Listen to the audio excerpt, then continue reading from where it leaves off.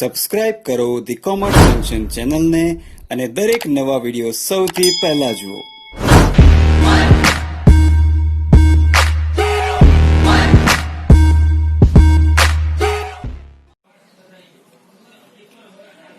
કેમ છો બાળકો? તમે સૌ મજામાં હશો અને હું પણ મજામાં છું. સ્વાગત છે તમારા બધાનું આપણી ચેનલ ધી કોમર્સ જંકશનમાં. તો આજે આપણે તમારી માટે સૌથી અઘરું ગણાય એવું ચેપ્ટર એટલે કે ભાગીદારીના વાર્ષિક હિસાબોનું પહેલું ઉદાહરણ કરવા જઈ રહ્યા છીએ. પણ ગેરંટી કે આ ઉદાહરણ કર્યા પછી આ જ ચેપ્ટર જે હાલ તમારી માટે અઘરું છે, વિડીયો જોયા પછી આ જ ચેપ્ટર તમારી માટે એકદમ પપ્પુ જેવું એટલે કે એકદમ સહેલું થઈ જવાનું છે. સૌથી પહેલા હું તમને એક વિનંતી કરીશ કે તમે પણ તમારી ચોપડીની અંદર ઉદાહરણ નંબર 1 કાઢીને બેસજો અને એની અંદર પેન્સિલથી તમે જે કંઈ પણ ટીક કરી હોય, હવાલાના કોઈ પણ નંબર લખ્યા હોય એ બધા નંબર મહેરબાની કરીને ભૂસી નાખજો. કેમ કે આપણે જે ટ્રીકથી અને જે મેથડથી દાખલો કરવાના છીએ આ મેથડ કર્યા પછી બીજી એક પણ મેથડ તમે એક્સેપ્ટ નહીં કરો એ મારી ગેરંટી છે. એટલે જે કંઈ પણ લીટા માર્યા હોય, કંઈ પણ તમે અંદર લખ્યું હોય તો બધું સૌથી પહેલા વિડીયોને પોઝ કરો અને બધું પેન્સિલથી ભૂસી નાખો અને પછી આ વિડીયોની તમે શરૂઆત કરો. તો જે સ્ટેપ્સ, જે મેથડ હું તમને અહીંયા બતાવું છું એ ધ્યાનથી સાંભળજો, ધ્યાનથી જોઈ લેજો અને એ પ્રમાણે દરેક દાખલાની અંદર તમારે મેથડનો ઉપયોગ કરવાનો છે. તો સૌથી પહેલા વાત કરીએ આપણે ઉદાહરણ નંબર 1. તો અહીંયા કીધું છે કે રામ અને શ્યામ 6:4 ના પ્રમાણમાં નફો અને નુકસાન વહેંચતા એક પેઢીના ભાગીદારો છે. 6:4 એટલે બાળકો 6 ને આપણે 2 વડે ભાગી નાખીએ તો આપણને 3 મળે અને 4 ને પણ 2 વડે ભાગી નાખીએ તો આપણને મળે 2. એટલે ખરેખર એ લોકોનું પ્રમાણ કયું કહેવાય? 3:2. તો તારીખ 31/3/2017 ના રોજ નીચે આપેલા કાચા સરવૈયા અને હવાલા પરથી પેઢીના વાર્ષિક હિસાબો તૈયાર કરો. ઓકે, નો પ્રોબ્લેમ, કરી દઈશું. અહીંયા તમને આપેલું છે રામ અને શ્યામની ભાગીદારી પેઢીનું 31/3/17 ના રોજનું કાચું સરવૈયું. બસ હવે પહેલું સ્ટેપ, આટલી રકમ વાંચ્યા પછી સીધું તમારે આવી જવાનું છે નીચે હવાલા ઉપર. કાચું સરવૈયું હમણાં વાંચવાની કોઈ જરૂર નથી. સીધું આપણે પહેલા શરૂઆત કરીશું હવાલાથી. હવાલા વાંચ્યા પછી જ આપણે કાચા સરવૈયા ઉપર પાછા આવીશું. તો સૌથી પહેલો હવાલો આવ્યો છે બાળકો, આખર સ્ટોક ₹45,000 છે જેની બજાર કિંમત 10% વધુ છે. શું કહેવામાં આવ્યું છે કે આખર સ્ટોક 45,000 નો આપણી પાસે પડ્યો છે પણ માર્કેટ વેલ્યુ એની 10% થી વધુ છે. આખર સ્ટોક માટે બાળકો એક નિયમ છે કે આખર સ્ટોકની મૂળ કિંમત અને આખર સ્ટોકની બજાર કિંમત એ બંનેમાંથી જે કિંમત ઓછી હોય એ કિંમતે જ આપણે એને દર્શાવી શકીએ. વધારે કિંમતથી આપણે એને દર્શાવી શકીએ નહીં. તો મૂળ કિંમત અહીંયા કેટલી આપેલી છે? 45,000 અને બજાર કિંમત તો વધારે છે. તો પછી કેટલી વધારે છે આપણે અહીંયા જોવાનો પ્રશ્ન જ ઉભો થતો નથી. આપણે સીધી કેટલી કિંમત લઈ લઈશું? ₹45,000. કેમ કે આપણે જે ઓછી કિંમત છે એ જ આપણે કન્સિડર અહીંયા કરવાની છે.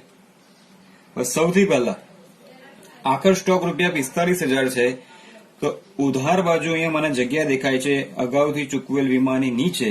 તો અહીંયા હું પેન્સિલથી લખી દઈશ આખર સ્ટોક ₹45,000. બસ આ રીતના દરેક દાખલાની અંદર જે કંઈ પણ આખર સ્ટોકનો હવાલો હોય એ તમારે કાચા સરવૈયાની અંદર પેન્સિલથી લખી લેવાનો છે. જ્યાં જગ્યા મળે ત્યાં. પરીક્ષા હોય કે તમે સ્વાધ્યાયના દાખલા ગણતા હોય કે તમે ઉદાહરણના દાખલા ગણતા હોય, આ જ મેથડથી તમારે જવાનું છે. આ લખવાનો ફાયદો એ જ કે હવે પછી આ હવાલો આપણે ફરી વાંચવાની કોઈ જરૂર પડશે નહીં.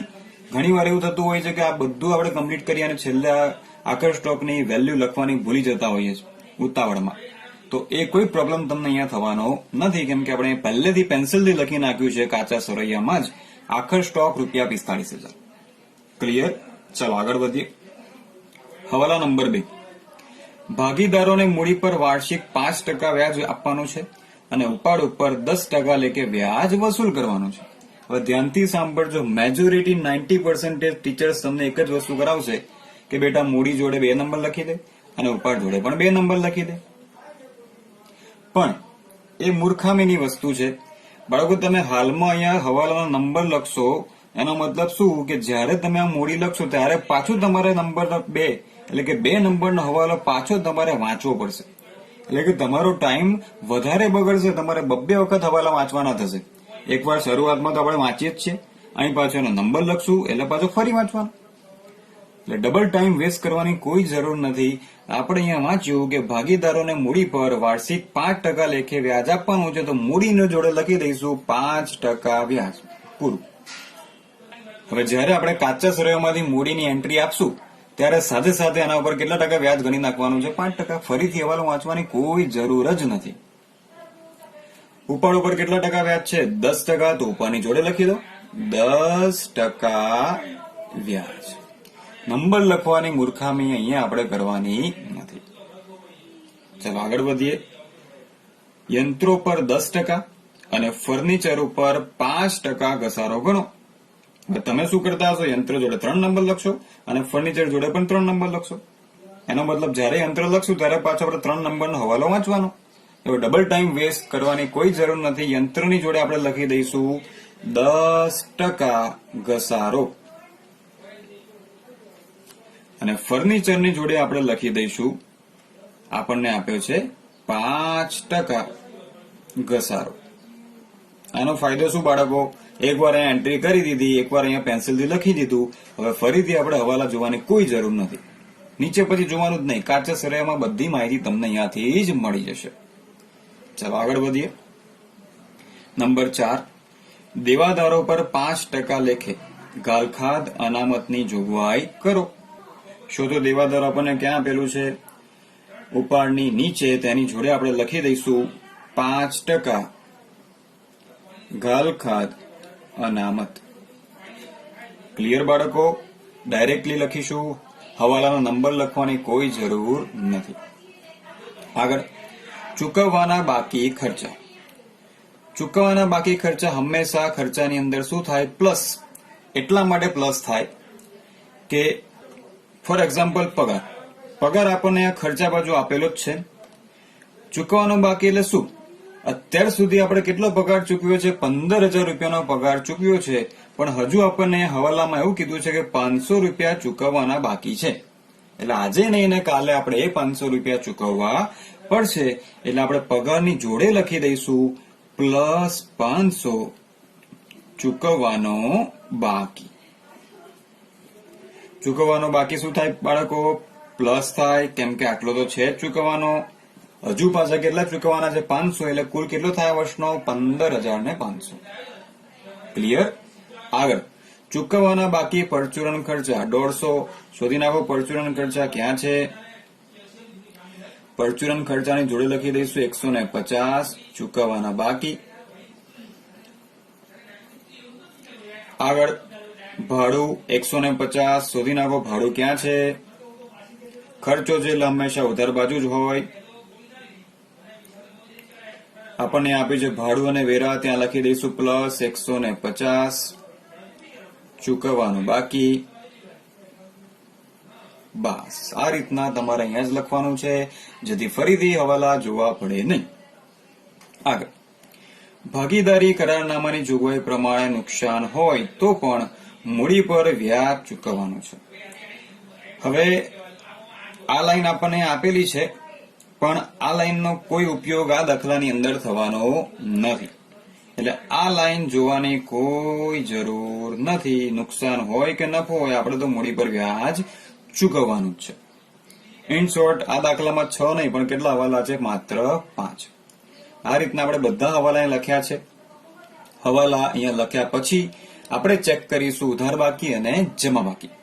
તો સૌથી પહેલા ઉપાડ છે, ત્યાર પછી દેવાદારો જે સ્ટોક છે અહીંયા લખ્યું છે 1/4/2016 એટલે આ શરૂનો સ્ટોક છે. ત્યાર પછી જે વેચાણ પરત, જે વેચાણમાંથી માઇનસ થાય. ત્યાર પછી રોકડ સિલક, ખરીદી, આપેલ વટાવ, ગાલખાત, યંત્રો, યંત્ર પરનો ઘસારો. તમે કહેશો કે સર યંત્રનો ઘસારો કાચા સર્વેમાં પણ આપ્યો છે અને યંત્રનો ઘસારો હવાલામાં પણ આપ્યો હતો, અમારે કયો લેવો તે હમણાં જયારે આપણે દાખલો ગણીએ ત્યારે હું તમને ડીપમાં સમજાવીશ. ત્યારબાદ ફર્નિચર, પરચુરણ ખર્ચા. હવે આવ્યું ભાડા પટ્ટાનું મકાન. કૌંસમાં કીધું છે 4 વર્ષ માટે. આ કહેવાય ગુપ્ત હવાલો. જે આપણને હવાલામાં નથી આપ્યો પણ આ કહેવાય ગુપ્ત હવાલો, જે કેવો હોય, છુપાઈને બેઠો હોય, જેને આપણે છુપો હવાલો પણ કહીએ છીએ. તો ભાડા પટ્ટાનું મકાન કેટલા વર્ષ માટે છે? 4 વર્ષ માટે. તો 4 વર્ષની અંદર આ રકમ આપણે માંડી વાળવી પડે. હમણાં આપણે ખાલી અહીંયા લખી રાખ્યું છે ગુપ્ત હવાલો. જ્યારે દાખલો ગણીશું ત્યારે ડીપમાં તમને હું સમજાવીશ. ત્યાર પછી પાઘડી, વેપાર ખર્ચ, ભાડું ઘર, આવક માલ, ગાળા ભાડું, બેંક વ્યાજ, વીમા પ્રીમિયમ, પગાર, મજૂરી, અગાઉથી ચૂકવેલ વીમો અને આખર સ્ટોક. આ બાજુ આપ્યું છે મૂડી, લેણદારો, ખરીદ માલ પરત જે ખરીદીમાંથી માઇનસ કરશું, બેંક ઓવરડ્રાફ્ટ, વેચાણ, ગાલખાત અનામત. આ જૂની ગાલખાત અનામત છે જે કાચા સર્વેની છે, મજૂરીના બાકી દેવા. હવે આવ્યો ગીતાની 8% લોન. શું આપી છે? કૌંસમાં તમને તારીખ આપેલી છે. એનો મતલબ આ પણ કેવો હવાલો છે? ગુપ્ત હવાલો છે, એટલે કે છુપો હવાલો. જ્યારે પણ કાચા સર્વેમાં આ રીતના તમે તારીખ દેખાય, કાં તો વર્ષ આપેલા હોય, કાં તો ટકા આપેલા હોય લોનની આજુબાજુ, ત્યારે સમજી જવાનું કે ગુપ્ત હવાલો તમને આપેલો છે. ક્લિયર બાળકો? અને છેલ્લે છે દેવી હુંડી. કાચા સર્વે આપણે એટલા માટે વાંચવાનો છે કે ગુપ્ત હવાલો હોય તો આપણને તરત જ ખબર પડી જાય. ચલો, બીજી બહુ જ મોસ્ટ ઇમ્પોર્ટન્ટ વસ્તુ ધ્યાનથી સમજજો અને ધ્યાનથી સાંભળજો. તો એ વસ્તુ એ છે કે જમા બાજુ બે જ વસ્તુ પોસિબલ છે. જમા બાજુ કાં તો આવક હોય અથવા તો દેવું હોય. જમા બાજુ શું હોય બાળકો? કાં તો આવક હશે કાં તો દેવું, એટલે કે દેવા. એનો મતલબ જો આવક હશે તો ક્યાં જશે? નફા નુકસાન ખાતાની જમા બાજુ જશે. અને જો દેવું અથવા મૂડી હશે તો ક્યાં જશે? મૂડી અને દેવામાં. તો તમારે ખાલી એ જ ઓળખવાનું છે કે આને આવક કહેવાય. આવક કહેવાય તો નફા નુકસાન ખાતામાં જમા કરી દઈશું. અને જો દેવું અથવા મૂડી હોય તો ક્યાં જશે? મૂડી અને દેવા બાજુ. બહુ સિમ્પલ બાળકો, કશું તમારે ગોખવાની કે યાદ રાખવાની કોઈ જરૂર નહીં. તમારે ખાલી આઈડેન્ટિફાઈ કરવાનું છે કે જમા બાજુ બે જ વસ્તુ પોસિબલ છે, અથવા આવક અથવા દેવું. આવક હોય તો નફા નુકસાન ખાતાની જમા બાજુ લખાય અને દેવું હોય તો મૂડી અને દેવા બાજુ લખાય. એ જ રીતના ઉધાર બાજુ બે જ વસ્તુ હોય બાળકો, કાં તો ખર્ચો હોય અથવા તો શું હોય? મિલકત. ખર્ચો હોય તો બાળકો ક્યાં જશે? એની માટે વેપાર ખાતું પણ છે. ખરીદીને લગતો ખર્ચો હશે તો વેપાર ખાતામાં જશે. જનરલ ખર્ચો હશે નફા નુકસાન ખાતાની ઉધાર બાજુ જશે. અને મિલકત હશે તો ક્યાં જશે? મિલકત અને લેણા બાજુ. તમારે ખાલી એ જ આઈડેન્ટિફાઈ કરવાનું છે કે એ ખર્ચો છે કે મિલકત. મિલકત હોય તો પાકા સર્વેમાં અને ખર્ચો હોય તો અન્ય ખાતામાં. ક્લિયર બાળકો? ફરી એકવાર રિપીટ કરું છું. ઉધાર બાકી એટલે બે જ વસ્તુ હોય. ખર્ચો હોય કાં તો મિલકત હોય. ખર્ચો હોય તો ખાતામાં જાય અને મિલકત હોય તો પાકા સર્વેમાં જાય. અને જમા બાકી હોય એટલે કાં તો આવક અથવા તો મૂડી અને દેવું. આવક હોય તો નફા નુકસાન ખાતાની જમા થાય અને દેવું અથવા મૂડી હોય તો ક્યાં જાય? પાકા સરવૈયામાં જાય. ક્લિયર બાળકો? હવે આપણે આ દાખલાની શરૂઆત કરશું. તો દરેકને નમ્ર વિનંતી છે કે તમે જે કંઈ પણ ખાનું દોરો છો તો એની પર તમારે પૂરું હેડિંગ આપવું પડશે. રામ અને શ્યામની ભાગીદારી પેઢીનું તારીખ 31/3/17 ના રોજ પૂરા થતા વર્ષનું વેપાર ખાતું. તો સૌથી પહેલા તમે પણ ચોપડી લઈને બેસજો અને એની અંદર ઉદાહરણ નંબર 1 કાઢીને બેસજો. શરૂઆત આપણે કરીશું હંમેશા ઉધાર બાજુથી. ઉધાર બાજુની બધી જ અસર આપ્યા પછી આપણે જમા બાજુ જશું. ઉધાર બાજુ પહેલું તમને આપેલું છે ઉપાડ. એક એક વ્યવહાર ધ્યાનથી તમને સમજાવીશ, એટલે ધ્યાનથી સાંભળજો અને વિડીયો એન્ડ સુધી જોજો. સૌથી પહેલા છે ઉપાડ. આપણે અહીંયા વેપાર ખાતું બનાવવાનું છે, નફા નુકસાન ખાતું બનાવવાનું છે, નફા નુકસાન ફાળવણી ખાતું બનાવવાનું છે, ત્યાર પછી ભાગીદારોના મૂડી ખાતા અને છેલ્લે પાકું સરવૈયું. ઉપાડ બાળકો ક્યાં જાય તો મૂડી ખાતાની ઉધાર બાજુ જાય. તો અહીંયા રામનો ઉપાડ 18,000 છે અને શ્યામનો ઉપાડ 16,000 છે. તો સૌથી પહેલા આપણે અસર આપશું મૂડી ખાતાની ઉધાર બાજુ, જે અમે બનાવેલું છે ભાગીદારોના મૂડી ખાતા. તો ઉધાર બાજુ અહીંયા લખશું ઉપાડ ખાતે રામનો ઉપાડ છે 18,000 રૂપિયા અને શ્યામ 16,000 રૂપિયા. જેવું આપણે ઉપાડ લખ્યું, ઉપાડની જોડે આપણે લખેલું છે કે ઉપાડ ઉપર કેટલા ટકા વ્યાજ ગણવાનું છે? 10% વ્યાજ ગણવાનું છે. તમારે ખાસ યાદ રાખવાનું છે બાળકો, મૂડી ખાતાની અંદર ઉપાડની નીચે જ ઉપાડ ઉપર વ્યાજ આવે. તો સીધું એ ઉપાડની નીચે લખી દઈશું ઉપાડ પર વ્યાજ. કેટલા ટકા છે? તો કે 10%. રામની નીચે રામનું વ્યાજ, શ્યામની નીચે શ્યામનું વ્યાજ. 18,000 ના 10% એટલે 1800, 16,000 ના 10% એટલે 1600. ઉપાડ ઉપર વ્યાજ આપણને હવાલામાં આપ્યું હતું અને હવાલાની આપણને ખબર છે હંમેશા બે અસર થાય. આ ભાગીદારોના મૂડી ખાતા છે અને આ છે નફા નુકસાન ફાળવણી ખાતું. જો તમે પાર્ટ 1 ન જોયો હોય તે ખાસ કરીને જોઈ લેજો. નફા નુકસાન ફાળવણી ખાતું એટલા માટે છે કે જે પેઢી અને ભાગીદારો વચ્ચેના જે વ્યવહારો થયા છે એ નોંધવા માટે નફા નુકસાન ફાળવણી ખાતું તૈયાર કરવામાં આવે છે. તો ઉપાડ ઉપર વ્યાજ ભાગીદાર માટે ખર્ચો છે એટલે આપણે ક્યાં લખ્યું છે? મૂડી ખાતાની અંદર જુઓ, ઉધાર બાજુ લખ્યું છે. પણ પેઢી માટે ઉપાડ ઉપર વ્યાજ શું છે? આવક છે. તો પેઢીનું ખાતું કયું છે? નફા નુકસાન ફાળવણી ખાતું. તો આ ખાતાની અંદર આપણે આ વ્યાજ શું કરી દઈશું? જમા. તો અહીંયા લખશું આપણે ઉપાડ પર વ્યાજ 10%. પહેલા રામનું નામ અને એની નીચે શ્યામનું નામ. રામનું વ્યાજ છે 1800 રૂપિયા અને શ્યામનું વ્યાજ છે 1600 રૂપિયા. એમ કરીને કુલ થશે 3400 રૂપિયા. તો એક વ્યવહાર બાળકો તમે ધ્યાનથી સમજજો તો કોન્સેપ્ટ વધારે ક્લિયર થશે અને દાખલો કરવાની તમને મજા પણ આવશે. ચાલો, પહેલી અસર આપણી પૂરી થઈ ગઈ. ઉપાડ પછી હવે આવે છે ઉધાર બાજુ દેવાદારો. હવે આપણે એ ચેક કરવાનું છે ખર્ચો છે કે મિલકત છે. હવે દેવાદારો ખર્ચો તો નથી જ, તો દેવાદારો શું છે? મિલકત છે. તો મિલકત ક્યાં લખાય? પાકા સરવૈયામાં લખાય.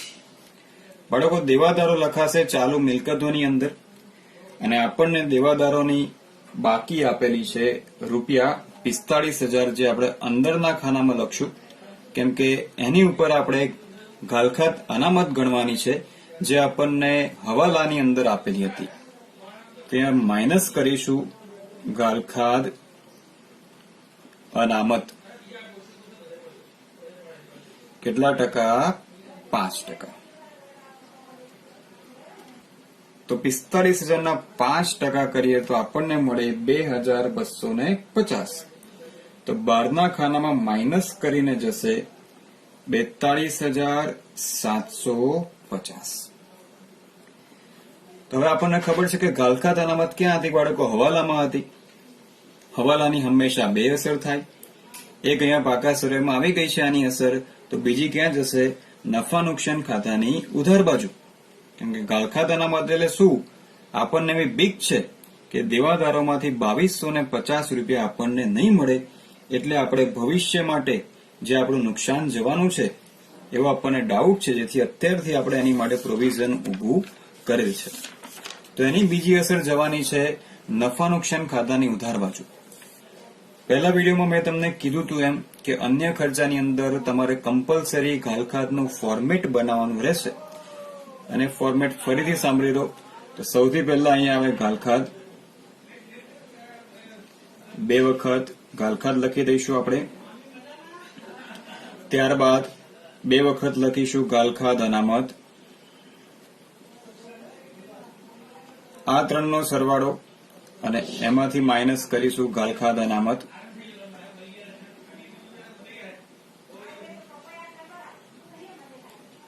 પહેલા અને છેલ્લામાં કાસ અને વચ્ચેના બેમાં લખશું આપણે હવાલા. આ બંનેમાં પ્લસ અને છેલ્લાની અંદર માઇનસ. તો હમણાં આપણે જે ગાલખાત અનામત માઇનસ કરી બાળકોએ આપણને ક્યાં આપેલી હતી? હવાલાની અંદર આપી હતી અને એની જે રકમ આપણે ગણી એ છે 2250. તો અહીંયા હવાલા ગાલખાત અનામત જોડે લખી દઈશું 2250. હવે ગાલખાત હવાલામાં નથી તો અહીંયા લખી દઈશું ડેશ. હવે આપણે ચેક કરવાનું છે કે કાચા સરવૈયામાં ગાલખાત અને ગાલખાત અનામત છે કે નહીં. તો ચાલો એ પણ ચેક કરી લઈએ. એની માટે જોવું પડશે કાચા સરવૈયામાં. તો કાચા સરવૈયાની અંદર ઉધાર બાજુ ગાલખાત આપેલી હોય અને જેમાં બાજુ ગાલખાત અનામત આપેલી હોય. તો અહીંયા આપણને ગાલખાત આપેલી છે 400 રૂપિયા અને ગાલખાત અનામત આપેલી છે 700 રૂપિયા. તો એ બંને આપણે કિંમતો અહીંયા લખી દઈશું. ગાલખાત 400 રૂપિયા કાચા સરવૈયાની અને કાચા સરવૈયાની ગાલખાત અનામત 700 રૂપિયા. હવે આ ત્રણનો સરવાળો કરવાનો છે. 2650. 2650 માંથી આપણે 700 રૂપિયા શું કરવાના છે? માઇનસ કરવાના છે અને જે રકમ આવે એ જશે બહારના ખાનામાં, એટલે કે 1950. તો આ રીતના સ્ટેપ બાય સ્ટેપ તમારે આગળ વધવાનું છે. ચલો દેવાદારો હવે પૂરું. આગળ જઈએ તો દેવાદાર પછી આપણને શું આપેલું છે? સ્ટોક. 1/4/2016 એટલે કેવો આપેલો? શરૂનો સ્ટોક. શરૂનો સ્ટોક બાળકો સીધો ક્યાં લખાય? વેપાર ખાતાની ઉધાર બાજુ. તો અહીંયા લખી દઈશું શરૂનો સ્ટોક અને એની વેલ્યુ આપણને આપેલી છે ₹25,000. ત્યારબાદ આપણને આપેલું છે વેચેલ માલ પરત, એટલે કે વેચાણ પરત. વેચાણ પરત હંમેશા વેચાણમાંથી શું થાય? માઇનસ. વેચાણમાંથી માઇનસ કરવા માટે સૌથી પહેલા આપણને શું જોઈશે? વેચાણ. તો વેચાણ ક્યાં આપેલું હશે? જમા બાજુ આપેલું હોય. તો સૌથી પહેલા આપણે વેચાણ નોંધી લઈએ. વેચાણ હંમેશા ક્યાં લખાય? વેપાર ખાતાની જમા બાજુ. તો સૌથી પહેલા અહીં લખશું વેચાણ. વેચાણ લખ્યા પછી એની રકમ આપણે અંદરની બાજુ લખવાની છે, જેથી આપણે વેચાણ પરત માઇનસ કરી શકીએ. તેની રકમ છે 78,150. અહીંયાથી માઇનસ કરીશું આપણે વેચાણ પરત, જેની રકમ આપણને આપેલી છે ₹1,000. એટલે બહારના ખાનામાં જશે 77,150. ક્લિયર બાળકો?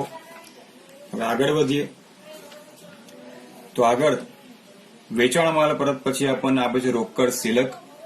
રોકડ સિલક શું છે બાળકો? ખર્ચો છે કે મિલકત? રોકડ સિલક ખર્ચો ન કહેવાય. રોકડ સિલક શું છે? મિલકત. તો રોકડ સિલક ક્યાં જશે? મિલકત અને લેણા બાજુ, એટલે કે પાકા સરવૈયામાં ₹10,000.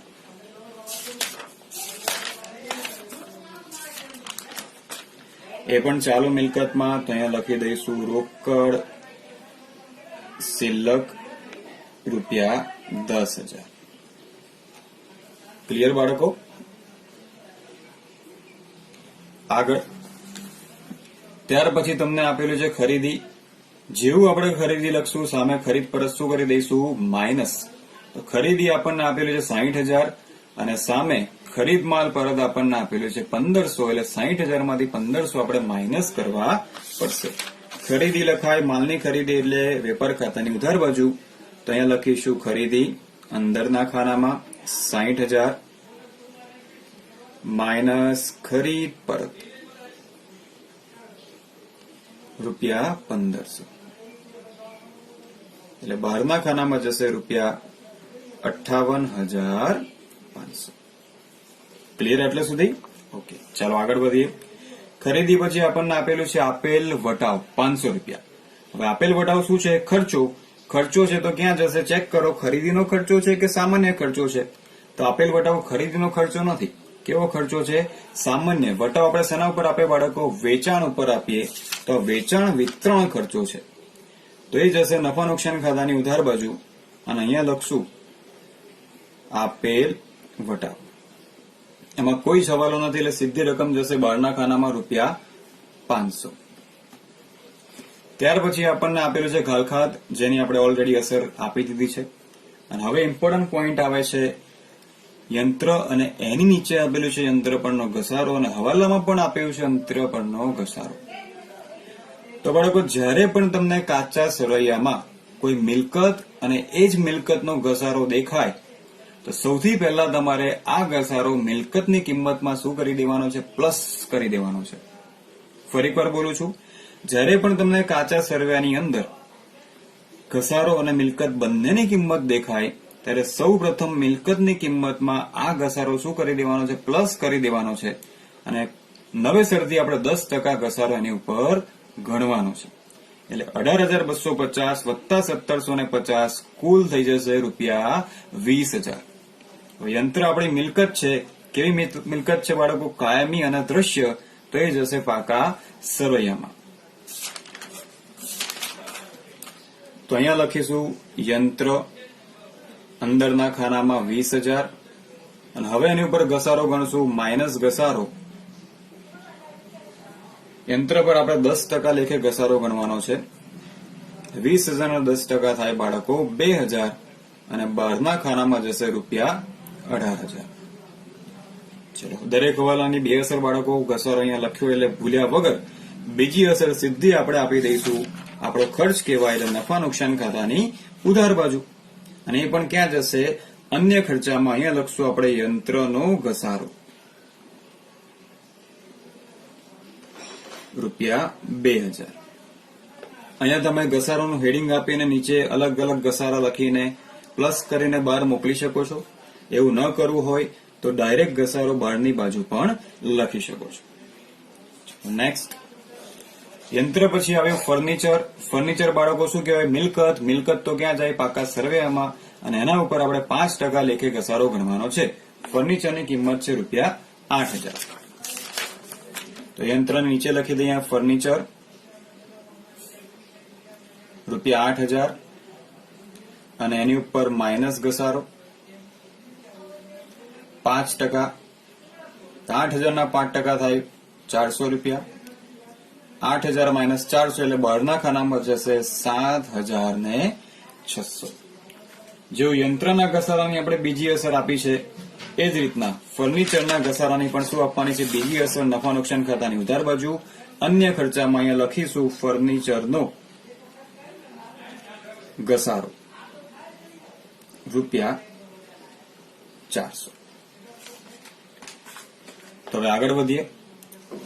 ફર્નિચર પછી આપણને આપેલું છે પરચુરણ, ખર્ચા, અને એની અંદર હવાલો છે. આપણને ખબર છે કે પરચુરણ ખર્ચા એટલે ખર્ચા. પરચુરણ ખર્ચા એટલે ડેલી રેગ્યુલર બેઝિસ ઉપર આપણા ધંધામાં થતા હોય એટલે એને કેવા ખર્ચા કહેવાય? વહીવટી ખર્ચા કહેવાય. તો પરચુરણ ખર્ચા આવશે વહીવટી ખર્ચામાં. પરચુરણ ખર્ચાની કિંમત છે ₹1,500. તો અહીંયા લખશું આપણે પરચુરણ ખર્ચા, અને અંદરના ખાનામાં ₹1,500. આની પર ઘસારો છે કેવા છે? ચૂકવવાના બાકી. એટલે આટલા તો છે જ, પ્લસ બીજા વધારે આપણે ચૂકવવાના થાય છે. એટલે અહીંયા લખશું પ્લસ ચૂકવવાના બાકી. કેટલા? 150. તો બહારના ખાનામાં જશે 1,650. હવે આ ₹150 આપણને ક્યાં આપેલા હતા? હવાલામાં આપેલા હતા. અને દરેક હવાલાની બાળકો કેટલી અસર થાય? 2 અસર. હવે હું તમને કોન્સેપ્ટથી પણ સમજાવીશ અને ટ્રીક પણ તમને આપીશ. પરચુરણ ખર્ચા જે ચૂકવવાના બાકી છે એની બીજી અસર પાકા સરવૈયામાં જશે.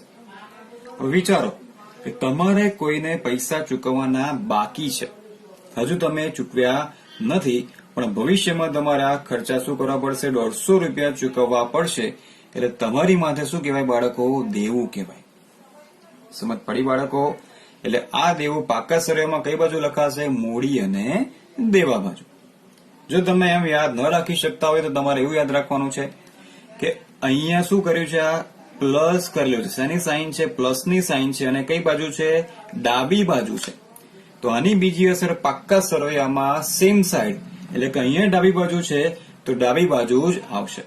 જો પ્લસ કર્યું હોય તો પાકા સરવૈયામાં અસર ડાબી બાજુ આવશે, અને જો માઇનસ કર્યું હોય તો વિરુદ્ધ બાજુ એની અસર જાય. પણ આપણે એવું ગોખવાની જરૂર નથી. આપણે કોન્સેપ્ટ જ સમજી લઈએ કે ચૂકવવાનું બાકી એટલે દેવું. દેવું ક્યાં લખાય? મૂડી અને દેવા બાજુ. અને એ પણ ક્યાં? ચાલુ દેવાની અંદર. તો અહીંયા લખશું ચૂકવવાના બાકી. પરચુરણ ખર્ચ ₹150. ચાલો આગળ વધીએ. આગળ આપણને આપેલું છે ભાડાપટ્ટાનું મકાન.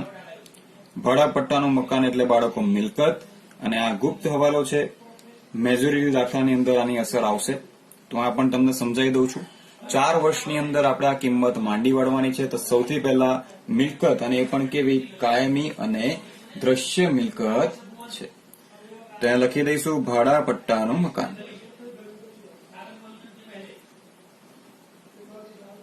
એની કિંમત આપણને આપેલી છે 7,000, અને અહીંયા માઇનસ માંડી વાળેલ. હવે ભાડાપટ્ટાનું મકાન આપણને કહેવામાં આવે છે કે 4 વર્ષ માટે છે. એટલે 4 વર્ષની અંદર સરખી કિંમત આપણે આને માંડી વાળવું પડશે. એટલે 7,000 ના સીધા ભાગ્યા શું કરી દઈશું? 4. તો 7,000 ભાગ્યા 4 એટલે 1,750. તો આ વર્ષની અંદર આપણે 1,750 રૂપિયા માંડી વાળવાના છે.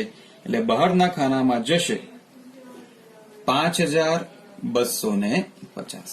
સમજી ગયા બાળકો? જો 5 વર્ષનું કીધું હોત તો આપણે ભાગે કેટલા કરત? 5. 10 વર્ષ કીધું હોત તો આપણે ભાગે કેટલા કરત? 10. અને જે રકમ આવત એ આપણે અહીંયા માંડી વળત. ચલો આ પણ કેવો છે હવાલો? ગુપ્ત હવાલો છે, અને દરેક હવાલાની 2 અસર. તો આ માંડી વળેલ આપણી માટે ખર્ચ કહેવાય. તો ખર્ચ ક્યાં લખાય? નફા નુકસાન ખાતાની ઉધાર બાજુ. તો અહીંયા લખીશું માંડી વાળેલ ભાડાપટ્ટાનું મકાન.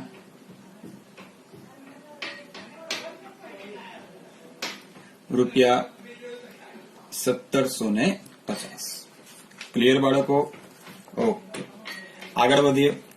આગળ આપણને આપેલું છે પાઘડી. તમને બધાને ખબર છે, ચેપ્ટર નંબર 3 કદાચ તમે ભણી ગયા હોય તો પાઘડી કેવી છે? અદ્રશ્ય મિલકત છે. અને ક્યાં લખાય? પાક્કા સરવૈયાની અંદર જ લખાય, અને અદ્રશ્ય મિલકતના હેડિંગ નીચે. તો અહીંયા લખી દઈશું પાઘડી સીધી બાર ₹40,000. ત્યાર પછી આપણને આપેલું છે વેપાર ખર્ચ. વેપાર શબ્દ છે એટલે કે વેપાર ખાતામાં ન જાય, પણ એક પ્રકારનો શું છે? ખર્ચો છે. વેપારને લગતો એટલે કે બિઝનેસને લગતો ખર્ચો. એ ક્યાં જશે બાળકો? વહીવટી ખર્ચાની અંદર જશે. તો વહીવટી ખર્ચામાં લખી દઈએ વેપાર ખર્ચ ₹1,250. ક્લિયર બાળકો? ત્યાર પછી છે ભાડું અને વેરા. ભાડું અને વેરા એટલે આપણને ખબર છે આપણી માટે શું કહેવાય? ખર્ચો. અને ક્યાં જશે? નફા નુકસાન ખાતાની ઉધાર બાજુ. ભાડું અને વેરા રેગ્યુલર ખર્ચ છે, એટલે વહીવટી ખર્ચાના હેડની નીચે જશે. અને એની અંદર હવાલો છે ₹150 ચૂકવવાનું બાકી. ચૂકવવાનું બાકી એટલે આપણે શું કરવાનું છે? પ્લસ. બાકી શબ્દ દેખાય એટલે તમારે પ્લસ કરી દેવાનું છે. એટલે ભાડું અને વેરા આપણે અંદરની બાજુ લખશું. તો અહીંયા લખશું ભાડું અને વેરા ₹5,000 પ્લસ ચૂકવવાના બાકી 150. તો બહારના ખાનામાં જશે 5,150. હવે આ ચૂકવવાના બાકી ક્યાં હતા બાળકો? હવાલામાં હતા. આપણે ખર્ચો ચૂકવવાનો છે, એટલે બીજી અસર આની આવશે પાક્કા સરવૈયામાં મૂડી અને દેવા બાજુ. તો અહીંયા લખશું ચૂકવવાનું બાકી ભાડું ₹150. ત્યાર પછી આગળ વધીએ તો આપણને આપેલું છે આવક માલ ગાળા ભાડું ₹400. આ ક્યારે થાય? જ્યારે આપણે માલ ખરીદીએ ત્યારે આપણે આ ગાળા ભાડું આપવાનું હોય. જે વેપાર ખાતાની ઉધાર બાજુ લખાશે. વેપાર ખાતાની ઉધાર બાજુ આપણે લખી દઈશું આવક માલ ગાળા ભાડું ₹400. આગળ હવે આપણને આપેલું છે બેંક વ્યાજ. બેંક વ્યાજ એટલે આપણે માનીશું કે બાળકો ખર્ચો. જો બેંક વ્યાજ ઉધાર બાજુ આપેલો હોય તો ખર્ચ કહેવાય, અને બેંક વ્યાજ જો જમા બાજુ આપેલું હોય તો આપણી માટે કહેવાય આવક. આમાં કોઈ હવાલો નથી એટલે સીધું આપણે લખી દેવાનું છે નફા નુકસાન ખાતાની ઉધાર બાજુ. પાછળ કયો શબ્દ આપેલો છે? વ્યાજ. મેં તમને ફર્સ્ટ પાર્ટની અંદર કીધું હતું કે કોઈ પણ પ્રકારનું ચૂકવેલું વ્યાજ હોય એટલે કે કોઈ પણ પ્રકારનો વ્યાજનો ખર્ચો હોય તો એ નાણાકીય ખર્ચાની અંદર જાય. તો નફા નુકસાન ખાતામાં નાણાકીય ખર્ચાની અંદર લખી દઈશું બેંક વ્યાજ ₹500.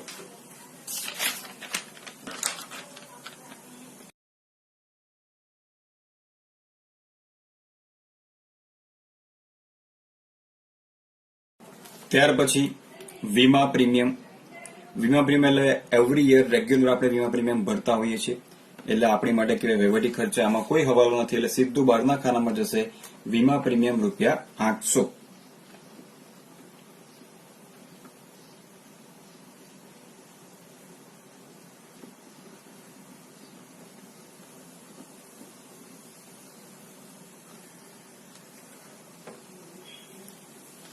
ત્યાર પછી છે પગાર, અને પગારની અંદર હવાલો છે ₹500 ચૂકવવાનો બાકી. પગાર આપણે દર મહિને ચૂકવતા હોય છે એટલે આ પણ જશે વહીવટી ખર્ચાની અંદર. અંદરના ખાનામાં 15,000 પ્લસ ચૂકવવાનો બાકી પગાર 500.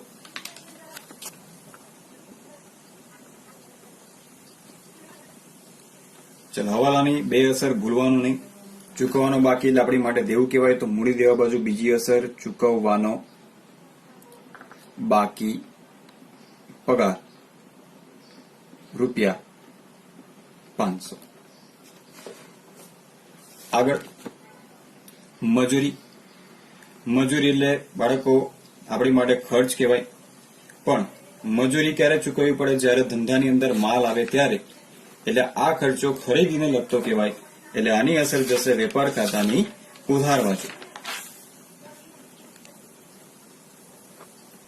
ત્યાર પછી આપેલું છે અગાઉથી ચૂકવેલ વીમો. હવે તમને ઘણી વાર એવું થશે કે આવા બધા શબ્દની સર બે અસર આવે કે એક અસર આવે, તો તમારે એટલું યાદ રાખવાનું છે કે આવા શબ્દ અગાઉથી ચૂકવેલ અથવા ચૂકવવાનો બાકી, આવું કોઈ પણ વસ્તુ તમને કાચા સરવૈયામાં દેખાય તો એની એક જ અસર આવશે, અને એ એક જ અસર સીધી જતી રહેશે પાક્કા સરવૈયામાં. ધ્યાનથી સાંભળજો, ફરીવાર બોલું છું.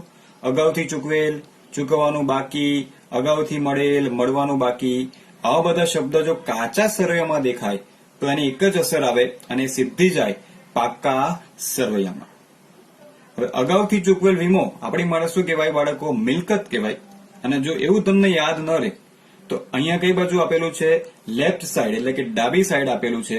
પાક્કા સરવૈયામાં જશે જમણી સાઈડ, એટલે કે વિરુદ્ધ બાજુ આની અસર તમારે આપવાની છે. એટલે અગાઉથી ચૂકવેલ વીમો જશે મિલકત અને લેણા બાજુ, ચાલુ મિલકતોના હેડિંગ હેઠળ.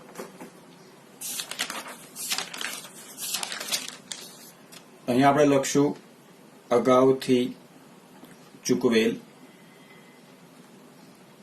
વીમો ₹200. વીમા પ્રીમિયમની અંદર આની કોઈ પણ અસર આવે નહીં. એ ક્યારે આવે? જ્યારે બાળકો હવાલાની અંદર કીધું હોય તો જ આપણે પ્લસ માઇનસ કરી શકાય. કાચા સરવૈયાની અંદર કીધું હોય તો એ સીધું જશે પાક્કા સરવૈયામાં. અને છેલ્લે આપણે જે પેન્સિલથી લખેલું છે આખર સ્ટોક, અહીંયા બાળકો જેટલી વસ્તુ આપણે પેન્સિલથી લખી છે દરેકની બબ્બે અસર આવી છે, અને એ રીતના આખર સ્ટોકની પણ બે અસર આવશે, કેમ કે એ પણ ક્યાં હતો? હવાલામાં હતો. આખર સ્ટોક એક અસર આવશે વેપાર ખાતાની જમા બાજુ, અને બીજી અસર જશે પાકા સરવૈયામાં મિલકત અને લેણા બાજુ. તો આખરનો સ્ટોક છે ₹45,000. પહેલી અસર વેપાર ખાતાની જમા બાજુ લખશું, આખર સ્ટોક ₹45,000, અને બીજી અસર પાકા સરવૈયામાં ચાલુ મિલકત હેઠળ આખર સ્ટોક 45,000. તો બાળકો અહીંયા ઉધાર બાજુ જેટલી પણ વિગત આપેલી હતી બધી અહીંયા સમાપ્ત થાય છે. હવે આપણે જમા બાજુ શરૂઆત કરશું. જમા બાજુ સૌથી પહેલા તમને આપેલું છે મૂડી, અને આ મૂડી જે આપણે મૂડી ખાતું બનાવ્યું છે ત્યાં જશે, કેમ કે આ મૂડીની શરૂઆતની બાકી છે. એટલે મૂડી ખાતાની જમા બાજુ આપણે લખશું બાકી આગળ લાવ્યા અને બંને ભાગીદારોની મૂડીની રકમ.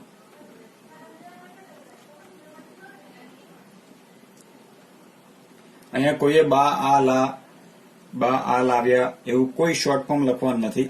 આપણે ફૂલ ફોર્મ લખીશું બાકી આગળ લાવ્યા. તો રામની મૂડી છે 80,000 રૂપિયા અને શ્યામની મૂડી છે 70,000 રૂપિયા. જેવું તમે મૂડીની રકમ લખી તરત જ આપણે ગણી નાખવાનું છે મૂડી પર વ્યાજ.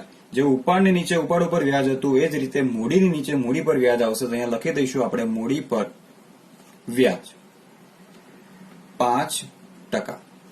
તો 80,000 ના 5% એટલે કે 4,000 અને 70,000 ના 5% એટલે કે 3,500. દરેક હવાલાની બે અસર અહીંયા જમા થયું છે. તો નફા નુકસાન ફાળવણી ખાતામાં ઉધાર બાજુ લખશું મૂડી પર વ્યાજ 5%. રામ અને શ્યામ. રામની મૂડીનું વ્યાજ 4,000 અને શ્યામની મૂડીનું વ્યાજ 3,500. ટોટલ જશે 7,500 બહારના ખાનામાં. આગળ વધીએ. લેણદારો આપેલા છે. અહીંયા મેં તમને કીધું એમ કાં તો આવક હોય અથવા તો દેવું હોય. તો લેણદારો આવક ન કહેવાય. લેણદારો શું કહેવાય? દેવું. એટલે સીધું જશે પાકા સરવૈયામાં મૂડી અને દેવા હતું. ચાલુ દેવા. લેણદારોની રકમ આપણને આપેલી છે 35,000 રૂપિયા. આગળ વધીએ. ખરીદ માલ પરત ઓલરેડી આપણે ખરીદીમાંથી માઇનસ કરી દીધો છે. ત્યાર પછી આવે છે બેંક ઓવરડ્રાફ્ટ. આ પણ આવક ના કહેવાય બાળકો. શું કહેવાય? દેવું. એ પણ જશે મૂડી અને દેવા બાજુ. ચાલુ દેવા હેઠળ બેંક ઓવરડ્રાફ્ટ ₹8,000. ત્યાર પછી છે વેચાણ, જેની અસર આપણે આપી દીધી છે. ત્યાર પછી છે ગાલખાદ અનામત. આ પણ અસર આપણે આપી દીધી છે. ત્યાર પછી છે મજૂરીના બાકી દેવા, એટલે કે ચૂકવવાની બાકી મજૂરી. ક્યાં આપી છે? કાચા સરવૈયામાં. હમણાં જ મેં તમને કીધું કે આની એક જ અસર આવે અને એક અસર ક્યાં જશે? સીધી પાકા સરવૈયામાં જશે. બાકી દેવા એટલે કે ચૂકવવાની બાકી મજૂરી આપણી માટે શું કહેવાય બાળકો? દેવું કહેવાય. એટલે મૂડી અને દેવા બાજુ લખાય. ત્યાર પછી છે ગીતાની 8%ની લોન. આ કેવો હવાલો છે? ગુપ્ત, કેમ કે કૌંસમાં તારીખ આપેલી છે અને અહીંયા વ્યાજના ટકા આપેલા છે. સૌથી પહેલા વ્યાજ પછી શોધશું અને પહેલા આપણે જે લોન આપેલી છે બેઠી આપણી માટે દેવું કહેવાય. એટલે આપણે બિન ચાલુ દેવાની હેઠળ આ લોન લખી દઈશું. ગીતાની 8%ની લોન. અને લોનની રકમ આપણને આપેલી છે 15,000 રૂપિયા. હવે જોઈશું કે હવાલો શું છે? ગુપ્ત હવાલો. એના પર આપણે 8% એટલે કે વ્યાજ ચૂકવવાનું છે અને અહીંયા તારીખ આપેલી છે 1/10 એટલે કે આપણે 1/10 આ લોન લીધી છે. 10 એટલે કે ઓક્ટોબર મહિનો અને આપણું વર્ષ પૂરું થાય છે માર્ચમાં.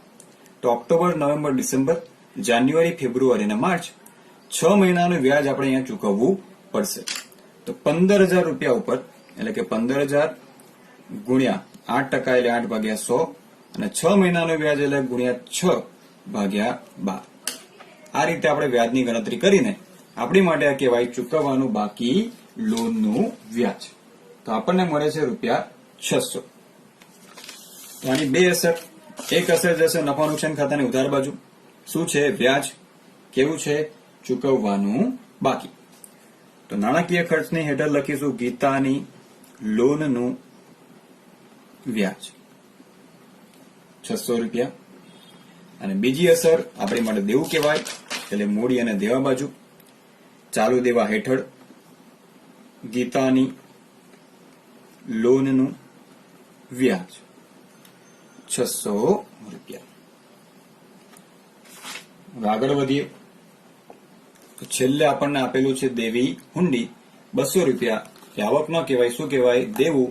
એટલે ચાલુ દેવા હેઠળ લખાય દેવી હુંડી ₹200. ચલો, બધી જ એન્ટ્રી, બધી જમા અને ઉધાર અસર આપણે આપી દીધી છે.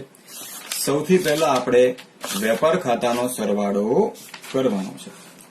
પહેલા જોઈ લઈશું કે કઈ બાજુ વધારે સરવાળો થાય છે. જ્યાં સરવાળો વધારે થશે એ રકમ બંનેના અહીંયા કુલમાં લખી દઈશું અને ડિફરન્સ આપણે ફાઇન્ડ કરવાનો છે. તો જમા બાજુનો સરવાળો વધારે થાય છે 1,22,150. તો આ રકમ અહીંયા સામે લખી દો. 1,22,150. હવે આ રકમમાંથી બધી રકમ માઇનસ કરી દો એટલે આપણને શું મળી જશે? ડિફરન્સ મળી જશે. અને આ ડિફરન્સ આપણને મળે છે 24,250. આને શું કહેવાય બાળકો? કાચો નફો, જે વેપાર ખાતામાંથી ટ્રાન્સફર થઈને નફા નુકસાન ખાતામાં જશે. તો આપણે અહીંયા લખશું નફા નુકસાન ખાતે અને કૌંસમાં લખશું કાચો નફો. કોઈ અહીંયા કાચો નફો એકલો શબ્દ લખવાનો નથી, કમ્પલસરી તમારે નફા નુકસાન ખાતે લખવાનું છે અને કૌંસમાં લખીશું આપણે કાચો નફો. હવે આ નફો જશે નફા નુકસાન ખાતાની જમા બાજુ. અહીંયા ઉધાર હોય તો ત્યાં ક્યાં જાય? જમા બાજુ. જમા બાજુ આપણે ઉપર લખવાનું છે વેપાર ખાતે, કેમ કે આપણે ક્યાંથી લાવ્યા છે? વેપાર ખાતેથી લાવ્યા છે. અને આ કૌંસમાં લખશું કાચો નફો 24,250. હવે નફા નુકસાન ખાતાનો સરવાળો કરશું. જે બાજુ સરવાળો વધારે આવે એનું ટોટલ આપણે નીચે લખવાનું છે. તો આ દાખલાની અંદર ઉધાર બાજુનું ટોટલ વધારે આવે છે 32,050. તો આ ટોટલ આપણે જમા બાજુ પણ લખી દઈશું 32,050. એમાંથી આ વસ્તુ માઇનસ કરો એટલે આપણને શું મળી જશે? ડિફરન્સ. એટલે આપણી માટે કહેવાશે ખોટ 7,800. આ જે ખોટ છે લઈ જવાની છે આપણે આગળના ખાતામાં, એટલે કે નફા નુકસાન ફાળવણી ખાતામાં. તો અહીંયા આપણે લખશું નફા નુકસાન ફાળવણી ખાતે. કૌંસમાં લખીશું ચોખ્ખી ખોટ. આ અહીંયા જમા થયું છે તો નફા નુકસાન ફાળવણી ખાતાની અંદર આ વસ્તુ આપણે શું કરવી પડશે? ઉધાર. અહીંયા ઉધાર બાજુ લખીશું. દરેક ખાતામાં આપણે ઉપરની બબ્બે લાઈન છોડવાની છે, પણ આ જગ્યા ઓછી હોવાને કારણે મેં આ લાઈન છોડેલી નથી. તમારે પહેલી લાઈનની અંદર લખવાનું છે નફા નુકસાન ખાતે. કૌંસમાં લખીશું ચોખ્ખી ખોટ ₹7,800. હવે આપણે આ ખાતું પણ બંધ કરવાનું છે. હવે આ ખાતાનો સરવાળો કરીએ તો આ ખાતાની અંદર ઉધાર બાજુનો સરવાળો વધારે થાય છે 15,300. તો આ સરવાળો આપણે જમા બાજુ પણ લખી દઈશું 15,300. ડિફરન્સ જોઈએ તો અહીંયા આપણને કુલ 11,900 રૂપિયાનો ડિફરન્સ મળ્યો. હવે નફા નુકસાન ફાળવણી ખાતામાંથી જે કંઈ પણ નફો કે ખોટ મળે એ આપણે હવે અહીંયા વહેંચવાની છે અને એ નફો કે ખોટ સીધી જવાની છે ભાગીદારોના મૂડી ખાતે. અહીંયા મળી આપણને ખોટ કહેવાય અને એ ખોટને કહેવાય વહેંચણી પાત્ર ખોટ. તો અહીંયા આપણે લખીશું મૂડી ખાતે અને કૌંસમાં લખીશું વહેંચણી પાત્ર ખોટ.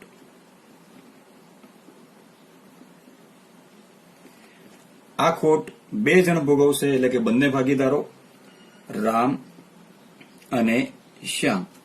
નફા નુકસાન વહેંચણીનું પ્રમાણ આપણને પહેલા જ દાખલાની અંદર આપેલું છે અને એ છે 6:4, એટલે કે 3:2. અને એ હિસાબથી આપણે ખોટને વહેંચી દઈશું. તો રામના ભાગે આવે છે 7,140 અને શ્યામના ભાગે આવે છે 4,760. હવે અહીંયા જમા કર્યું છે તો મૂડી ખાતાની અંદર ઉધાર બાજુ લખશું. ક્યાંથી લાવ્યા? તો કે નફા નુકસાન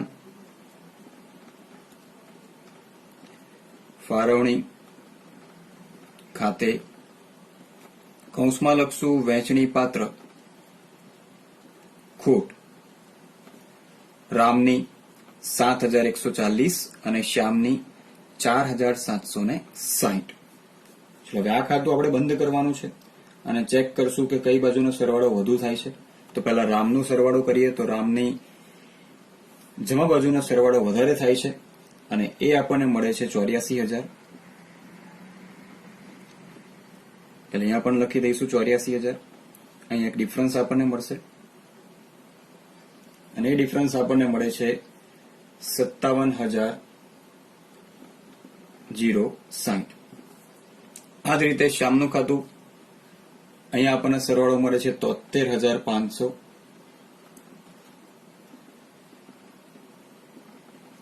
ડિફરન્સ આપણને મળે છે 51,140. જેમ આ શરૂની બાકી હતી એમ મૂડીની આપણને આ આખરની બાકી મળી. અહીંયા બાકી આગળ લાવ્યા લખ્યું હતું તો અહીંયા લખીશું બાકી આગળ લઈ ગયા.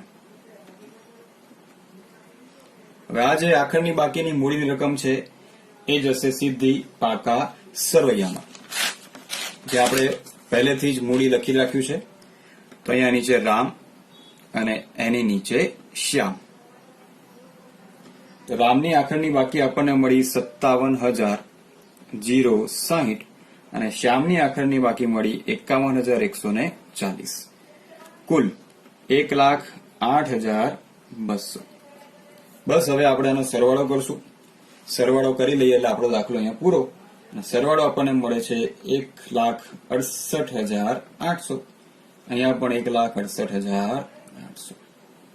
ઘણી બધી તમારી જે ડિફિકલ્ટીઝ હશે, ઘણા બધા તમને વાર્ષિક હિસાબની અંદર પ્રોબ્લેમ્સ હશે. આઈ હોપ કે તમારા બધા જ પ્રોબ્લેમ્સ આ વિડીયો જોઈને દૂર થઈ ગયા હશે. અને આગળના વિડીયોમાં આપણે એક નવા ઉદાહરણ સાથે મળશું. આ વિડીયો તમને કેવો લાગ્યો મને લખીને કોમેન્ટમાં જણાવજો, જેથી મને ખ્યાલ આવે. અને કોઈ તમને ડિફિકલ્ટી હોય, કોઈ તમને ડાઉટ હોય તો તમે મને વોટ્સએપ પણ કરી શકો છો. અને આગળના બીજા ઘણા બધા ઉદાહરણ અને ઘણા બધા સ્વાધ્યાયના દાખલા આપણે કરવાના છે.